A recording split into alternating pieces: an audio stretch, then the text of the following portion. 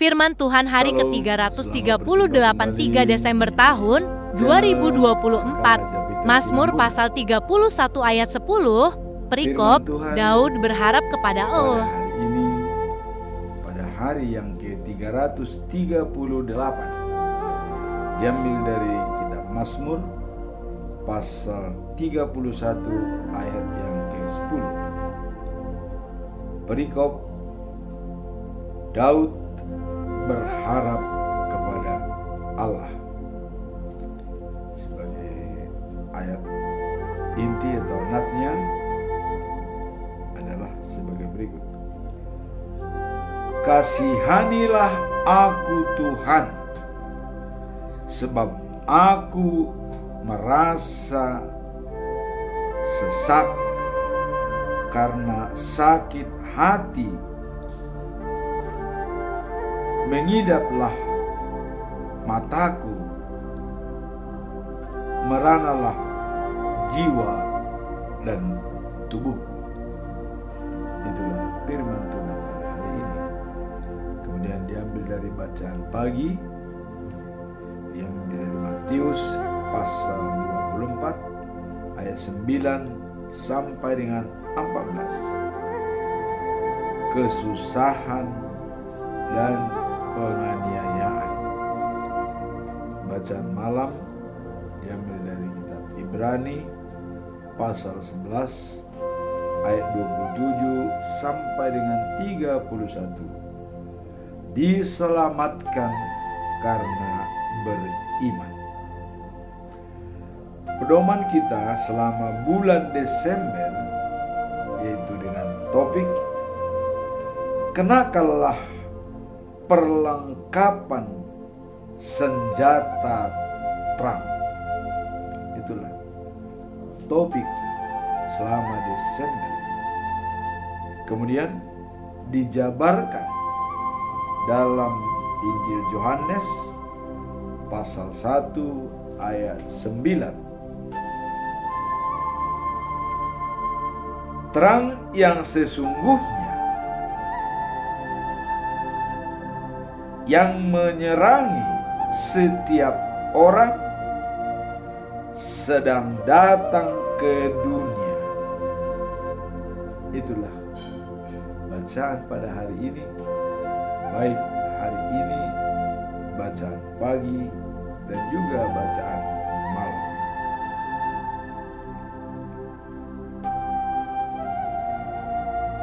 Kita tahu kalau memakai perlengkapan persiapan biasanya adalah perlengkapan perang, ransel, tahan peluru, baju, dan kepala baja, topi baja untuk melindungi kepala. Itulah biasanya perlengkapan yang kita siapkan apabila berperang. Tapi di sini dikatakan bahwa kenakanlah perlengkapan senjata terang. Senjata terang yang harus kita kenakan, yang harus kita pakai. Pertanyaan bagi kita, di manakah terang itu sehingga kita memakai perlengkapan senjata terang? Tadi dikatakan sedang datang ke dunia. Kemudian terang yang sesungguhnya di dalam Alkitab adalah Yesus Kristus yang dinyatakan oleh Allah. Jadi kalau tadi dikatakan kenakanlah perlengkapan senjata terang. Jadi senjata terang itu adalah Yesus. Itulah yang harus kita kenakan dalam diri kita. Nah, kalau dilihat dalam Yohanes 3, kalau kita lihat dalam Injil Yohanes pasal 3 ayat 16 dikatakan, ya, karena begitu besar kasih Allah akan dunia ini, sehingga Ia telah mengaruniakan anaknya yang tunggal, supaya setiap orang yang percaya kepadanya tidak binasa, melainkan beroleh hidup yang kekal. Jadi yang tadi dikatakan, sesungguhnya terang akan turun ke dunia. Nah, di sini Allah mengatakan, ya, begitu besar kasih Allah akan dunia, sehingga Ia telah mengaruniakan anaknya yang tunggal untuk datang ke dunia ini, karena Allah mengasihi manusia. Jadi Allah mengirim anaknya yang tunggal, Tuhan kita, datang ke dunia. Maka wajarlah itu kita pakai sebagai senjata kita. Terang yang dari Allah adalah Yesus Kristus, dan itu kita pakai sebagai perlengkapan senjata yang harus kita pakai setiap saat. Nah, tadi dikatakan bahwa barang siapa percaya kepadanya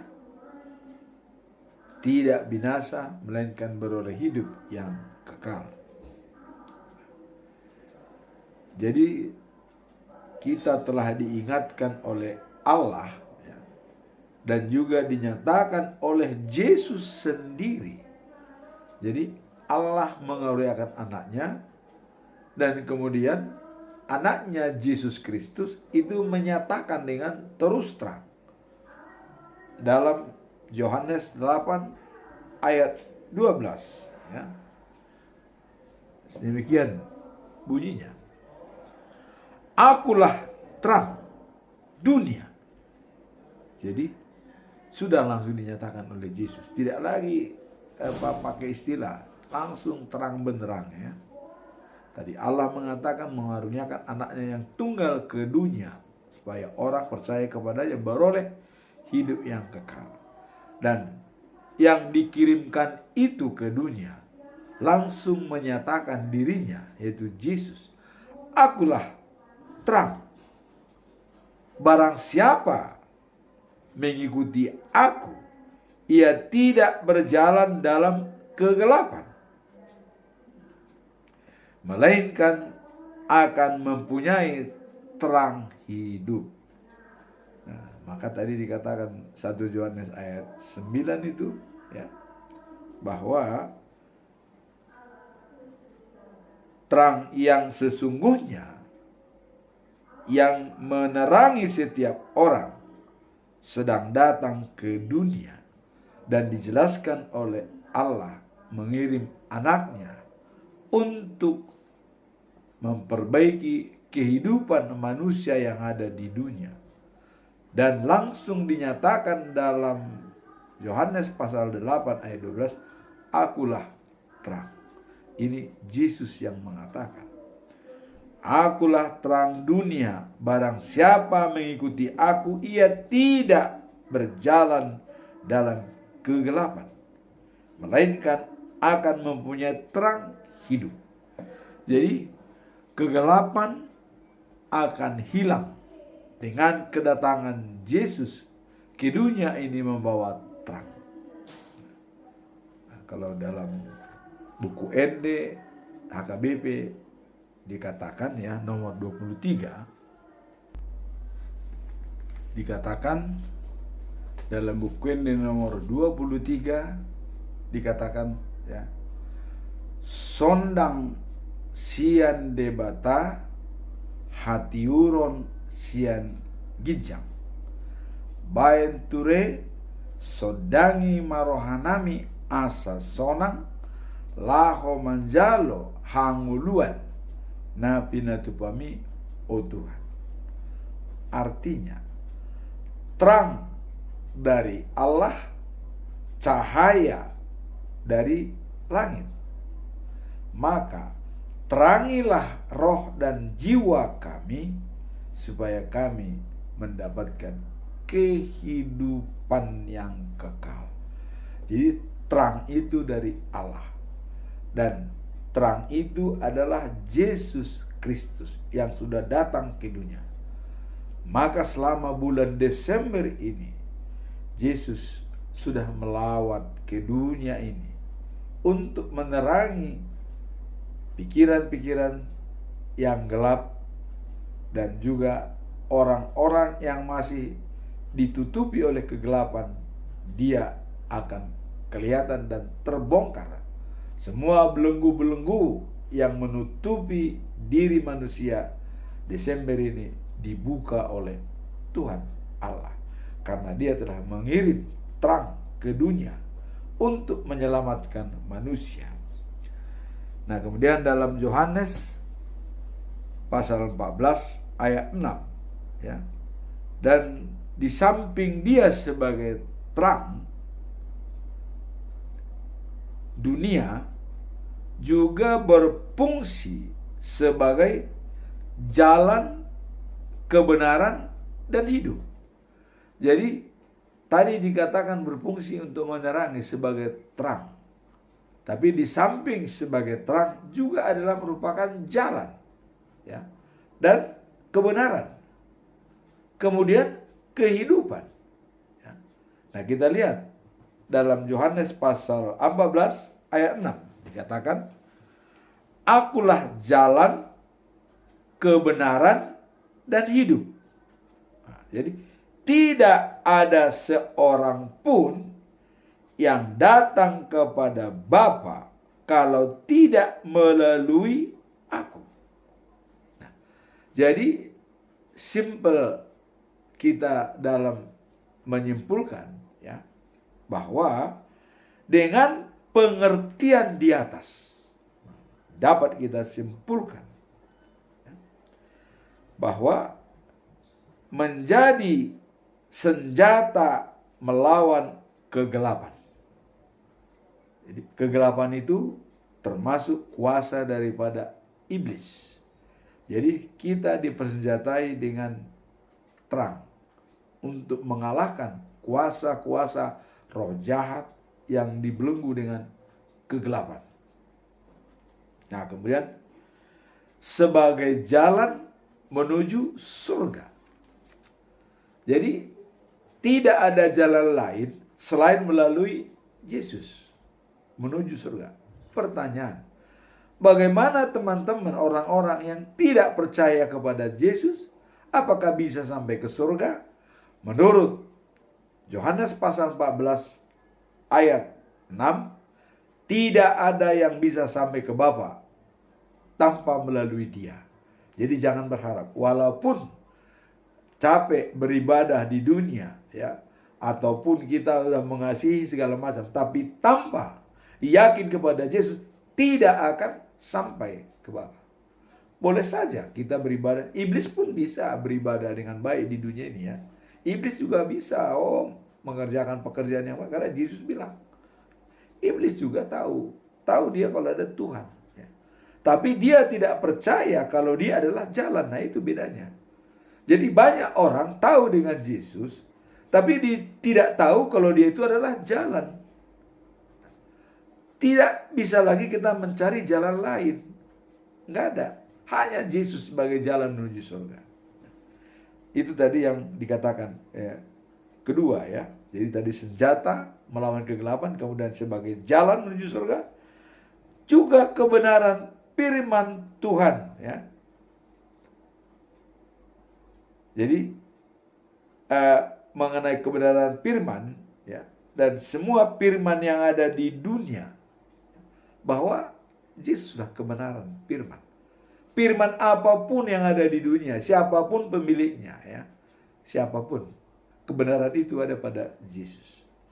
Jadi sangat disayangkan kalau ada bilang Yesus itu bukan Tuhan, ya. itu sangat kita sayangkan. Di sini sudah jelas dikatakan, tidak ada yang bisa sampai kepada Bapa tanpa melalui aku. Nah, ini pernah dipersoalkan oleh murid-murid. Siapa Bapa itu? Tunjukkan dong kepada kami, supaya kami bisa juga pergi ke sana.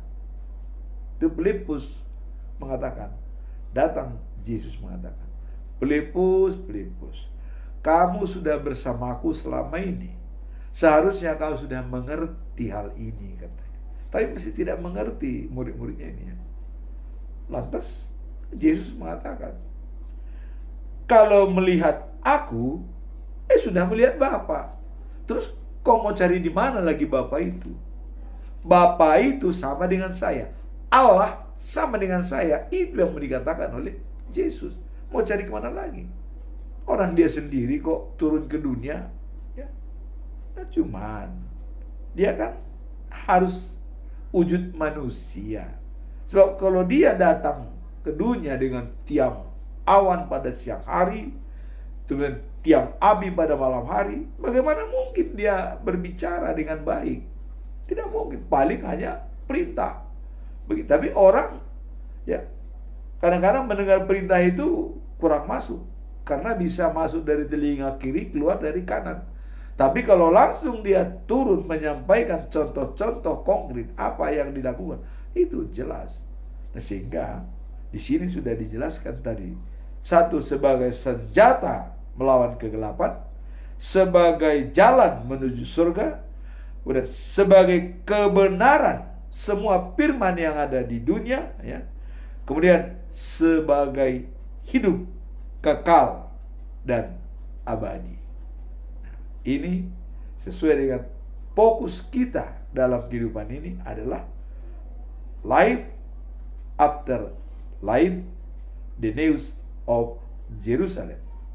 Artinya, hidup setelah kehidupan sekarang, yaitu di Jerusalem yang baru. Itu tujuan kita. Tapi kalau kita mati setelah kehidupan yang sekarang, itu kuasa si iblis. Tapi kalau kita hidup setelah kehidupan sekarang, itulah kuasa Allah. Ya sama dengan Yesus. Kuasa iblis, dia mati. Mati dia. Ya, ditanam, dikubur.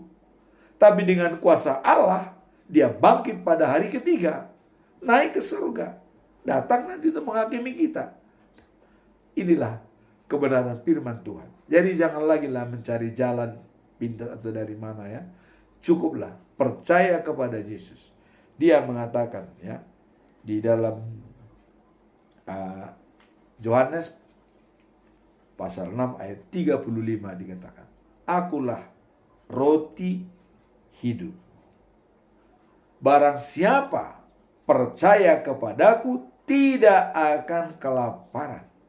Barang siapa datang kepadaku tidak akan kelaparan. Barang siapa percaya kepadaku tidak akan kehausan. Ya. Jadi kita telah melihat tadi bahwa Yesus adalah sebagai hidup kekal dan abadi. Itu ditulis di dalam Yohanes pasal yang ke-6 ayat 35. Akulah roti hidup. Jadi kebutuhan primer langsung dinyatakan oleh Tuhan Allah. Dan ayat lanjutan, akulah roti hidup. Barang siapa datang kepadaku tidak akan lapar lagi, dan percaya kepadaku tidak akan haus lagi. Jadi artinya kebutuhan rohani, hidup kekal dan abadi sudah dijamin oleh Yesus. Ya, dijamin. Nah, maka tujuan kita adalah life after life, the news of Jerusalem. Yaitu hidup setelah kehidupan sekarang di Yerusalem yang baru. itulah Yesus, ya. Bukan kematian setelah kehidupan saat ini. Kalau itu adalah kuasa iblis. Jadi kalau orang mengatakan kematian adalah akhir daripada segalanya, itu salah. Kematian itu adalah jalan. Dan kita adalah beristirahat dengan damai, ya, sebelum kedatangan Yesus kedua kalinya.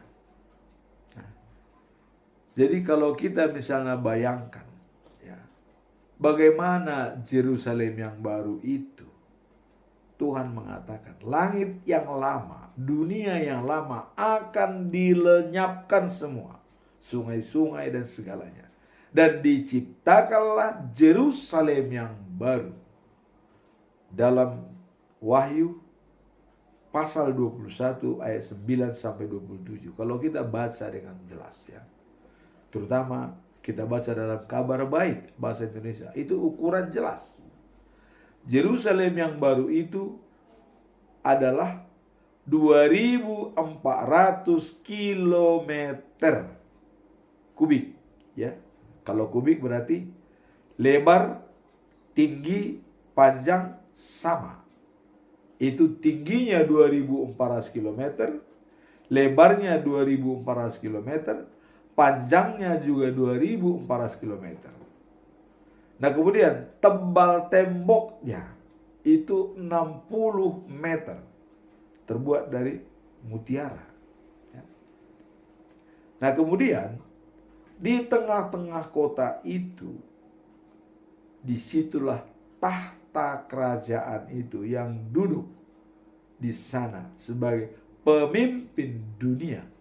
Tidak ada lagi pemimpin dunia karena pemimpin itu hanya satu, Tuhan Allah. Dialah yang memimpin di sana. Dan di sana tidak ada baik suci. Karena baik suci itu adalah diri kita sendiri. Nah, kemudian dari tahta kerajaannya itu mengalir sungai, ya. Ada aliran sungai, sumber dari tahtanya itu ada sungai mengalir. Sungai itu jernih sekali. Dan warna kota itu adalah biru.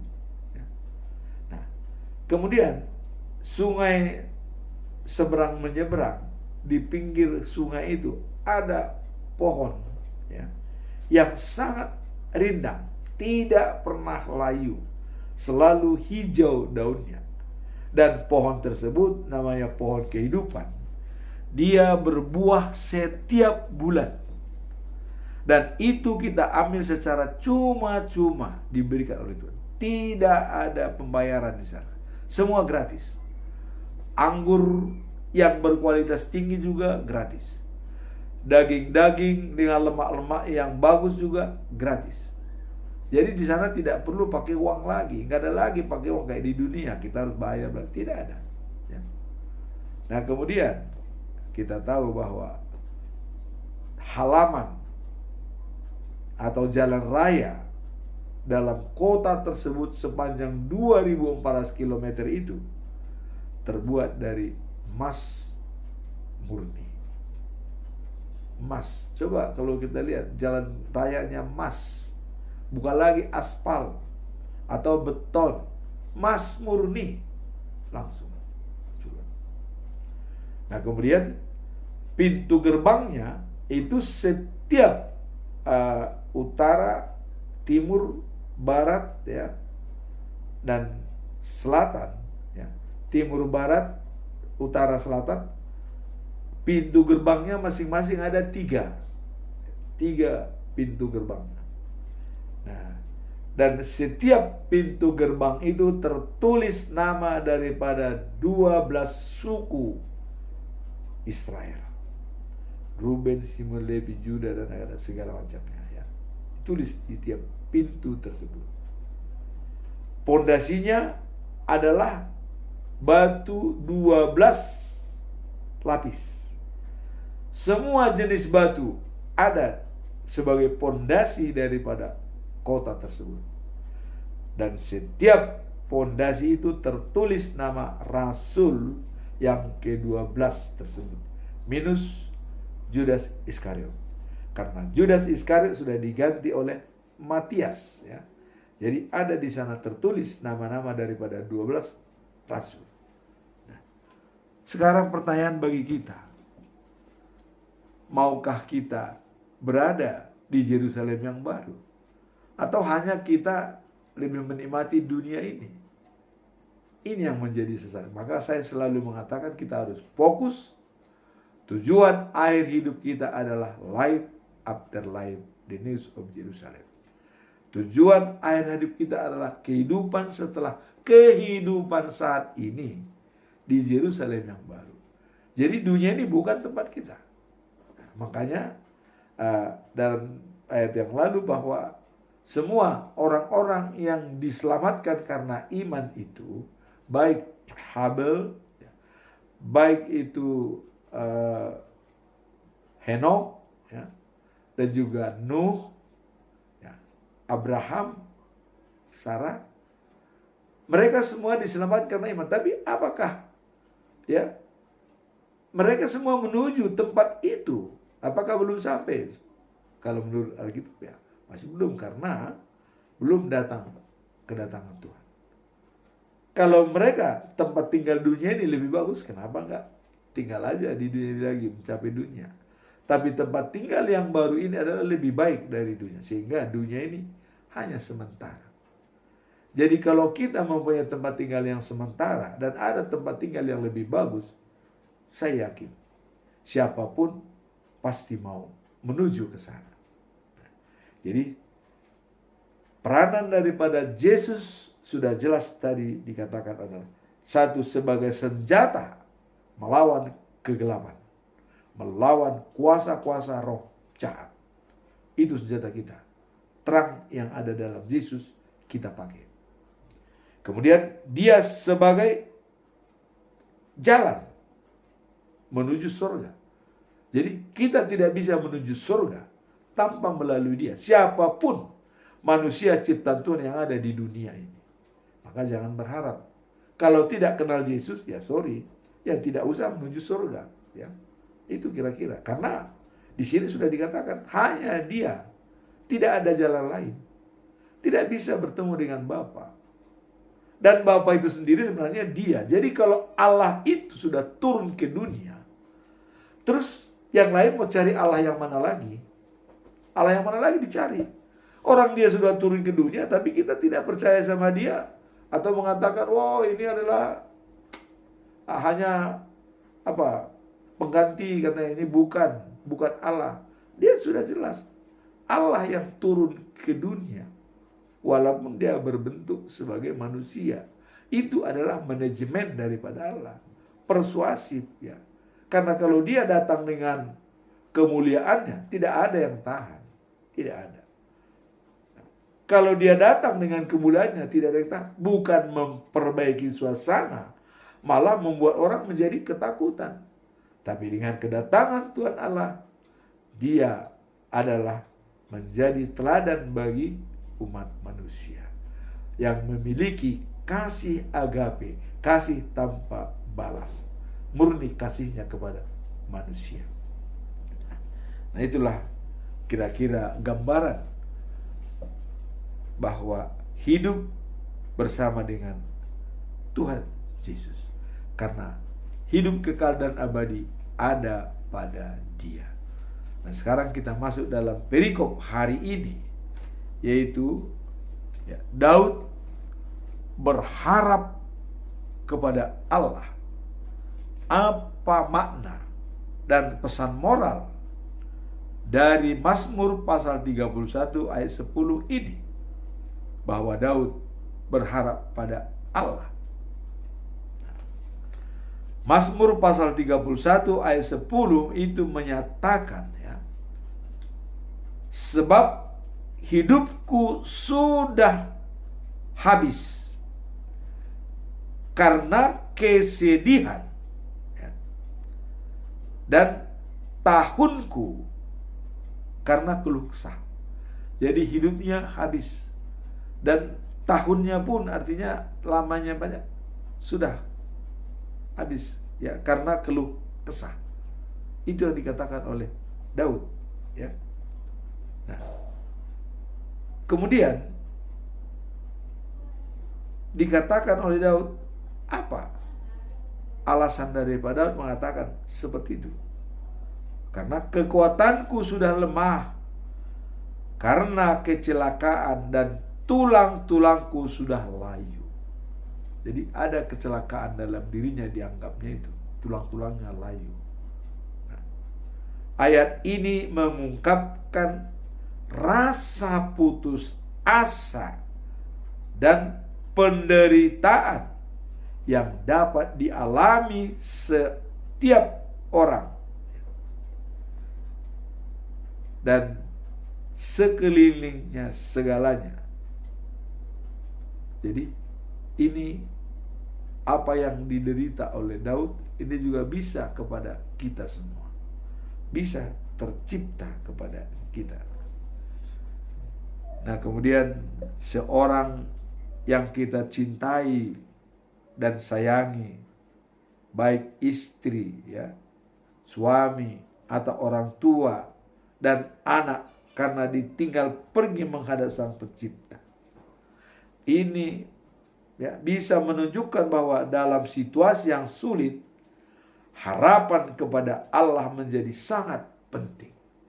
Jadi kalau kita dalam kehilangan segala-galanya, memang itu bisa terjadi, kita jadi putus asa. Tapi Daud mengatakan, kembali kepada Allah, berharap kepada Allah. Nah, Daud selaku penulis Mazmur ini berbagi pengalaman pribadi tentang, ya, kesedihan dan penderitaannya. Ia berharap kepada Allah karena menyadari bahwa hanya Dia atau Allah yang dapat memberikan penghiburan dan kekuatan dalam keadaan sukar dan sesulit apapun. Itulah yang disampaikan oleh Daud. Hanya Tuhan Allah yang bisa menyelesaikan persoalan saya, kesulitan-kesulitan yang dalam Daud. Apa kesulitan-kesulitan yang dalam Daud? Nah, dalam konteks ini, Daud juga mengingatkan kita, ya, akan pentingnya bergantung dan bersandar kepada Allah dan menyerahkan segala masalah kita kepadanya. Jadi ini yang mau disampaikan oleh Daud. Menyerahkan segalanya, masalah kita, apapun itu persoalan kita. Kita selalu komunikasi dengan Allah dan menyerahkannya kepada Allah. Ya. Nah, hal ini sejalan dengan ajaran Alkitab yang mengajar kita untuk tidak khawatir, tetapi selalu berdoa dan meminta kepada Tuhan. Nah, jadi jangan pernah ada khawatir dalam hidup kita ini, ya. Dan kita harus selalu berdoa dan meminta kepada Tuhan. Nah, makanya dalam Mazmur 50 ayat 15 dikatakan, ya, panggillah aku apabila kamu dalam kesusahan, supaya aku menyelamatkan kau, supaya engkau memuji aku. Itu dikatakan dalam Mazmur 50 ayat 15, ya. Nah, jadi dalam setiap kesulitan kita, kita panggil Dia, supaya kita terlepas dari maut tersebut. Dan akhirnya kita akan memuji kemuliaannya dan kebesarannya. Mazmur 31 ayat 10 ini, ya, sebab hidupku sudah habis karena kesedihan. Ya. Nah, apa kesedihan yang ada di dalam Daud? Kita lihat dulu historikal daripada Daud, ya. anaknya Amon itu memperkosa, ya, ada perempuan, adiknya Absalom, karena mereka lain ibu, ya, satu bapak. Nah, Itamar itu diperkosa oleh Amon, dan itu sangat pedih hati Daud, ya. Bahkan Itamar mengatakan, kalau kau minta baik-baik kepada bapak ayah, pasti ayah memberikan, katanya, tapi dengan jalan yang baik, ya, bukan dengan cara memperkosa. Akhirnya Absalom dendam kepada Amon. Amon itu adalah anak yang paling sulung dari Daud. Setahun kemudian Absalom merencanakan pembunuhan kepada Amon, sehingga pada suatu saat Absalom mengundang semua datang ke pesta untuk perjamuan.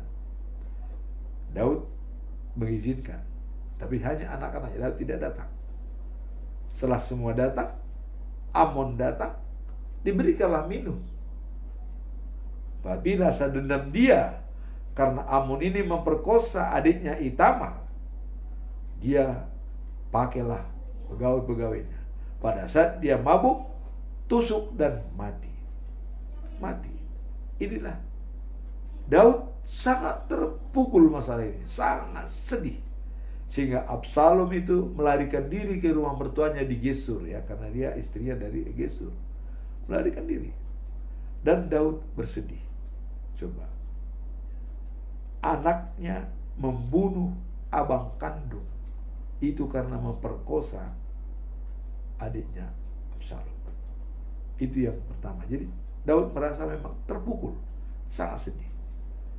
Nah, kemudian, ya, Amon dibunuh Absalom, dan kemudian Absalom, ya, sudah membunuh Amon. Setelah dia kembali dari Gesur, kembali ke Yerusalem, apa yang terjadi?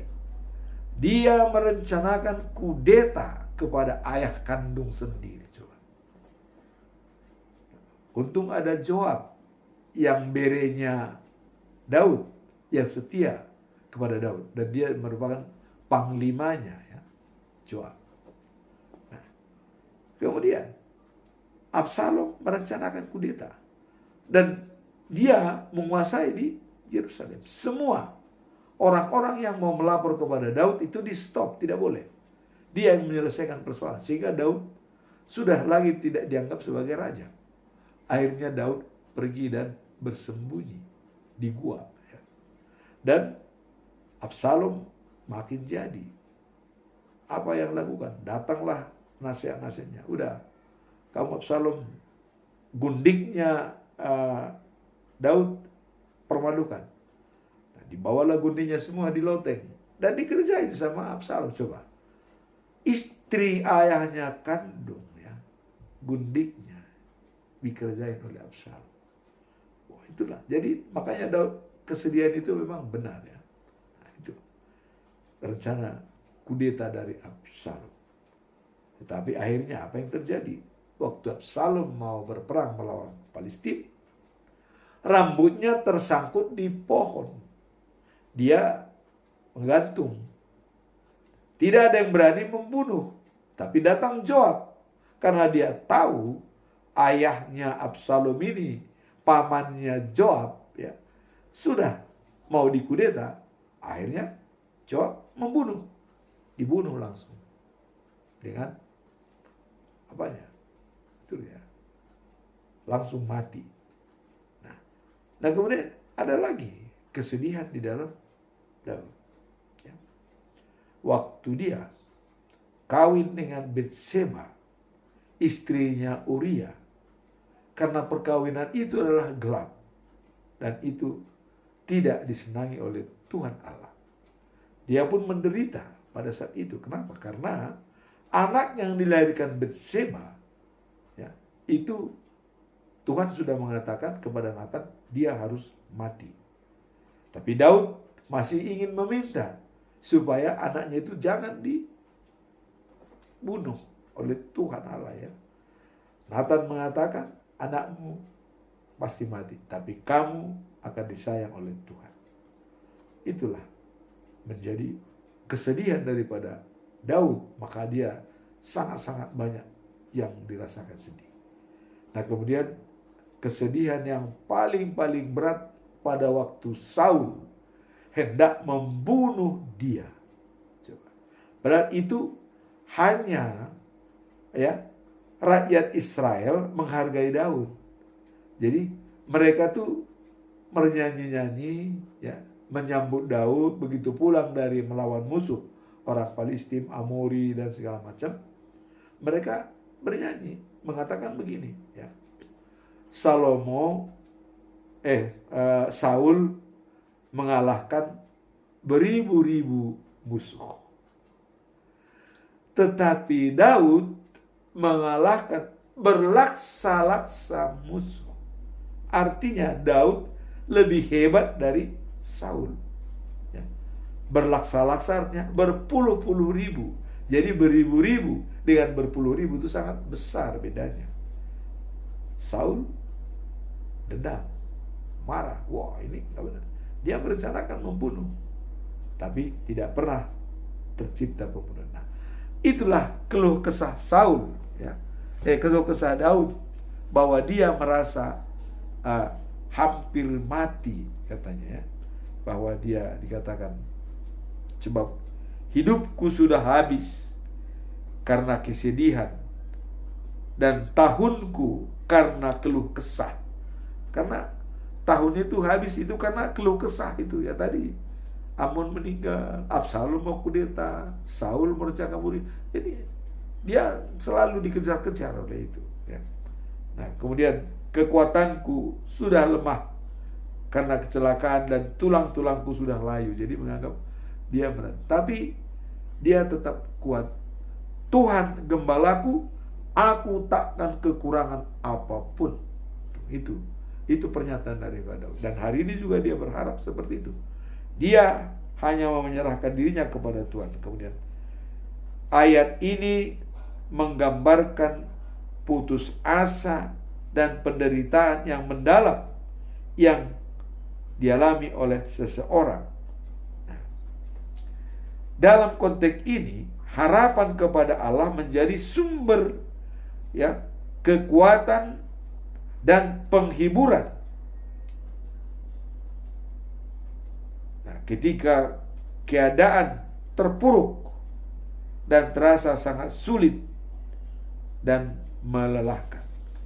Nah, maka di dalam Filipi ayat 4, pasal 4 ayat 6 dan 7 dikatakan kita pun diajarkan untuk membawa segala rasa cemas dan kekhawatiran kita kepada Allah. Jadi bahwa segala kekhawatiran kita serahkan kepada Tuhan. Nah, kalau kita lihat dalam Filipi pasal 4 ayat 6. Dalam Filipi pasal 4 ayat 6 dikatakan begini. Janganlah hendaknya kamu khawatir tentang apapun juga. Tetapi nyatakanlah dalam segala hal keinginanmu kepada Allah dalam doa dan permohonan dengan ucapan syukur. Jadi dikatakan jangan khawatir tentang apapun juga, tetapi nyatakanlah dalam doa dan permohonan dengan ucapan syukur kepada Allah. Itulah jaminan kepada kita dan juga jaminan kepada Daud yang dia selalu berharap kepada Tuhan Allah. Kemudian Daud berharap kepada Allah karena ia menyadari bahwa penciptanya yang mampu memberikan penghiburan yang sejati, dan ketenangan dalam situasi yang menekan. Jadi dalam situasi yang sulit dan menekan, itu Allah Sang Pencipta akan memberikan penghiburan dan solusi bagi kita. Ini mengingatkan kita untuk tetap bergantung kepada Allah dan mempercayakan segala kesedihan dan kekhawatiran kepadanya, yang selalu setia dan siap mendengar doa-doa kita. Itulah inti daripada perikop hari ini. Berserah kepada Tuhan Allah, dan Dia akan menjawab segala doa-doa kita, apapun masalah kita, baik itu dalam situasi sulit dan sukar sekali, bahkan kita boleh dikatakan tidak bisa bernapas, tapi kita serahkan kepada Tuhan. Dia akan menghibur dan membuat kita menjadi lega. Maka Yesus sudah mengatakan juga, datanglah kepadaku, hai berbeban yang berat, aku akan melepaskan engkau, melegakanmu dari beban-beban tersebut. Ini adalah jaminan bagi kita. Maka datang kepada Yesus, kita tidak akan kelaparan. Percaya kepada Yesus, kita tidak akan kehausan. Artinya, hidup kekal dan sejati ada di dalam diri Yesus. Sekarang kita masuk dalam bacaan pagi, diambil dari Matius, ya, pasal 24 ayat 9 sampai 16. Kesusahan dan penganiayaan. Nah, kita lihat dalam hal ini, kalian akan ditangkap dan diserahkan untuk disiksa, bahkan dibunuh, karena mengikut Yesus. Disiksa, ditangkap, ya. Dan pada waktu itu banyak orang akan murtad. Artinya banyak orang yang tetah, karena tidak kuat dalam penderitaan itu, dia murtad. Misalnya dalam situasi penekanan-penekanan, baik dalam jabatan, dalam sosial, itu banyak penekanan, sehingga orang mengharuskan itu pindah agama.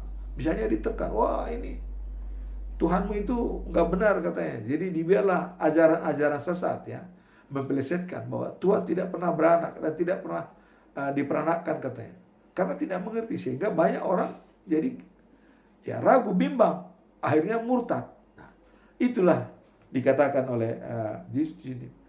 Banyak tekanan-tekanan dan banyak nabi-nabi palsu akan muncul dan memperbanyak orang, ya, mengatakan Yesus bukan Tuhan. Ada nabi-nabi palsu. Yesus bukan Tuhan. Inilah dasarnya utama. Dari sini dia masuk. Nah, sehingga akan mengganggu kepercayaan kita. Karena Yesus bukan Tuhan. Padahal kita sudah percaya bahwa Tuhan itu adalah Yesus. Allah itu Yesus. Nah, lantas bagi orang yang tidak kuat imannya, goyah, ya repotlah. Murtad, pindah, ya, tidak bertahan. Padahal tadi sudah dikatakan Yesus sebagai senjata melawan kegelapan, sebagai jalan menuju surga, dan sebagai kebenaran dari firman Tuhan, dan hidup, memberikan hidup yang kekal. Jadi kalau itu kita pegang, yang itu kita tidak ragu lagi. Apapun dari nabi-nabi palsu, kita tidak perlu khawatir, ya. Nah, kejahatan akan menjalar, ya, sebegitu hebat sampai banyak orang tidak dapat lagi, ya, mengasihi, karena kejahatan-kejahatan sudah tidak ada. Kasih Kristus, kasih seperti Kristus sudah tidak ada lagi. Mengasihi dengan agape tanpa balas, ya. Nah, kemudian di ayat 13, tetapi orang yang bertahan, inilah kesimpulannya. Orang yang bertahan sampai akhir, itulah yang diselamatkan. Nah, jadi kabar baik, ya, tentang bagaimana Allah memerintah akan diberitahukan ke seluruh dunia supaya semua orang mendengarkan. Sesudah itu barulah kiamat. Jadi sebelum kiamat itu ada nanti penjelasan. Tuhan itu akan datang menjelaskan. Ada kesempatan. Tapi kita tidak mungkin melihat itu karena umur kita terbatas. Kita mungkin tidak melihat nanti Tuhan memberikan pengarahan supaya percaya karena kita sudah meninggal. Dia datang berapa tahun kita tidak tahu. Kalau malam ini kita meninggal, ya pasti tidak bisa kita melihat. Tapi dikatakan Tuhan akan datang untuk memberikan penjelasan-penjelasan sebelum dunia kiamat. Apakah di zaman kita dia ada? Belum tentu. Tapi bagi kita kiamat, kematian itu dekat. Setiap saat. Ya. Nah, untuk menjaga itu makanya kita selalu berjaga-jaga dan siap. Nah, kemudian tadi katakan bertahan sampai akhir, itulah yang mendapatkan hasilnya.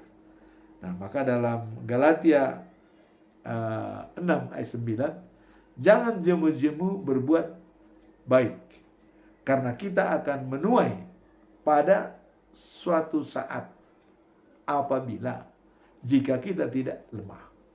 Nah, itu tadi artinya kita tidak lemah dan kita bertahan sampai akhir, kita akan diselamatkan. Nah, kemudian Matius 24 ayat 9, ya, pada masa itu kamu akan diserahkan untuk disiksa, ya, dan kamu akan dibenci oleh semua bangsa, ya, karena namaku. Nah, itu sudah diingatkan itu. Penderitaan akan muncul karena pengikut Yesus. Maka untuk itu dikatakan bahwa selalu kita siap dan tahan. Bertahan sampai akhir, tidak goyah.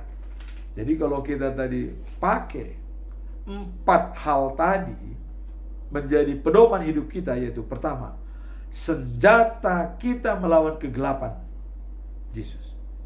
Nah, kemudian jalan kita menuju surga, Yesus.